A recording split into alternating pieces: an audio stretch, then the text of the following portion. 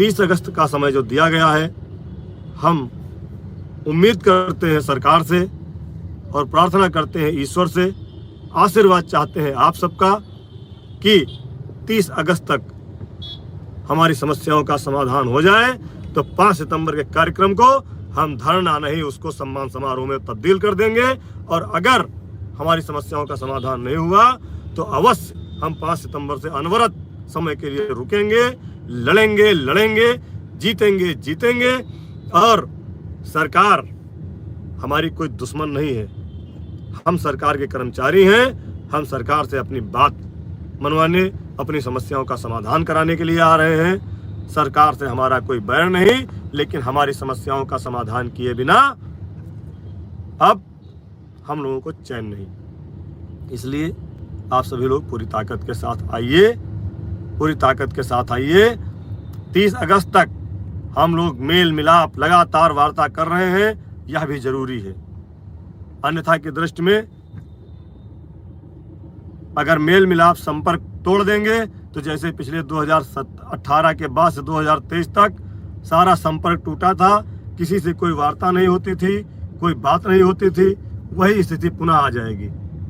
इसलिए जो हम लोगों ने संपर्क से समाधान के लिए एक रास्ता चुना है वह भी चलता रहे और अपने आंदोलन की तैयारी भी होती रहे। हम दोनों रास्ते पर चल रहे हैं।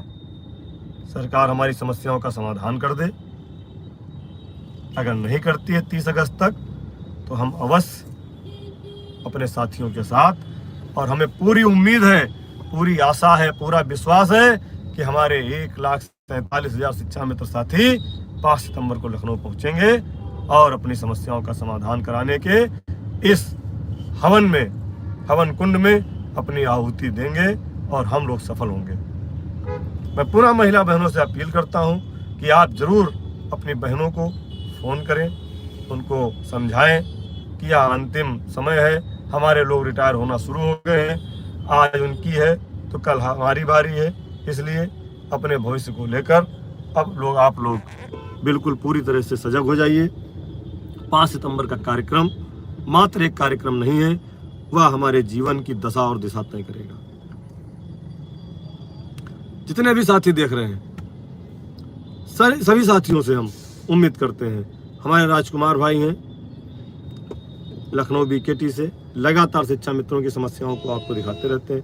और एक पत्र कल एक वायरल हो रहा था, उस पर आप लोग बहुत ज़्यादा परेशान थे, चिंतित थे।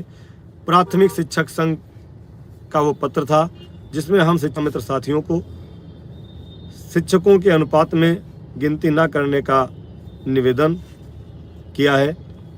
उनके निवेदन करने से कुछ नहीं होने वाला है। अरे आपको मैं किन शब्दों में कहूँ, हम लोग तो आपको बड़ा भाई मानते थे और हमेशा आपका सम्मान करते थे, लेकिन आपके उस पत्र से हमारे 1.5 लाख शिक्षा मित्र साथियों की भावनाएं आहत हुई हैं।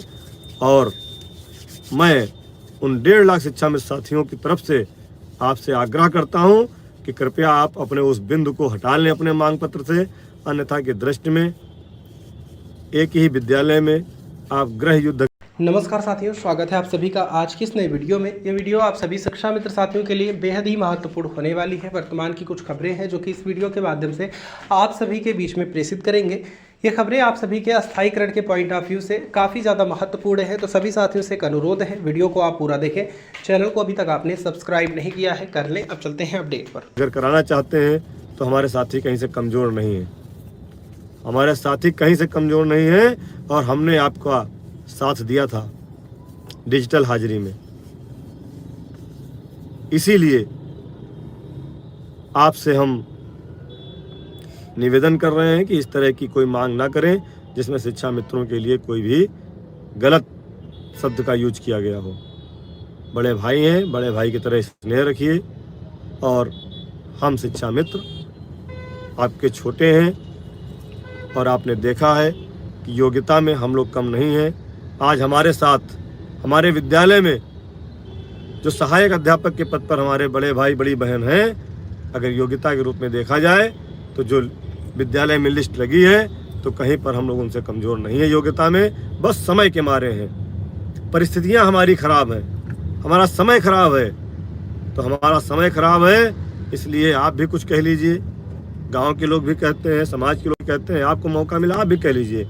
लेकिन जिस दिन परिस्थितियां सुधरेंगी उस दिन आप सब लोग कुछ नहीं कहेंगे। इसलिए मैं आप लोगों से निवेदन करता हूं, अपने शिक्षा में साथियों से, कि आप लोग उस पत्र के बारे में कोई भी टीका टिप्पणी न करें, कोई भी बहस ना करें। शासन और सरकार जब हमको सहायक अध्यापक के बराबर गिन रही है तो किसी के पत्र लिखने से वो गिनती घटे ही नहीं। और जो 69,000 शिक्षक भर्ती का मामला चल रहा है उसमें कोर्ट का और सरकार का अपना जो भी उचित निर्णय होगा वो लोग लेंगे। उसमें हम लोगों का हित कहीं से प्रभावित नहीं हो रहा है, ना ही उसमें हमको कोई लाभ मिलने जा रहा।